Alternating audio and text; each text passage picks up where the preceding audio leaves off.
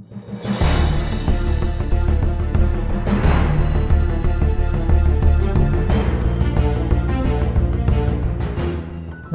मैं हूं यश Sharma. All facts में आपका स्वागत है। आज हम आपको इनकम टैक्स रिटर्न के बारे में बताएंगे और नई सुविधा को लेकर जागरूक करेंगे। अगर आपने बीते सालों में इनकम टैक्स रिटर्न दाखिल नहीं किया है यानी भरा नहीं है, तो आज आप भर लें, क्योंकि आज आपके पास आखिरी दिन है। जबकि इसके बाद 1 जुलाई से आपसे ऊंचा TDS वसूला जाएगा, जो कि रेगुलर से 2 गुना ज़्यादा होगा। उदाहरण के तौर पर अगर आप 1000 भरते थे तो आपको 1 जुलाई से 2000 भरना पड़ेगा। इसलिए बेहतर होगा कि आप आज ही अपना इनकम टैक्स रिटर्न भर दें। अब आप सोच रहे होंगे कि इससे आपके सैलरी TDS पर क्या असर पड़ेगा।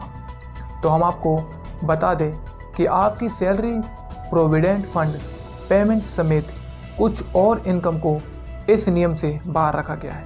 जबकि इसका कारण वत्रा बताते हैं कि नया नियम सैलरी पेमेंट के TDS और प्रोविडेंट फंड निकासी पर लागू नहीं होता।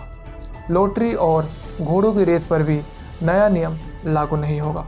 अगर आपका तय सीमा के अंदर केस निकासी पर TDS काटा गया है तो इसे डबल TDS का नियम लागू नहीं होगा, भले ही आपने रिटर्न दाखिल किया है या नहीं। इसी दौरान टैक्स पेयर्स के लिए आज आखिरी मौका है।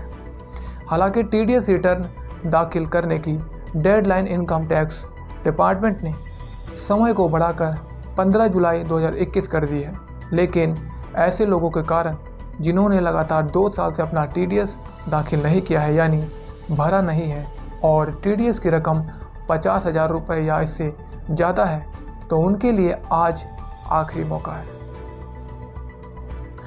1 जुलाई से ITR दाखिल नहीं करने वाले लोगों के लिए TDS और TCS की दरें 10 से 20% तक होगी, जो पहले 5 से 10% तक थी। इनकम टैक्स पोर्टल पर चेक करें।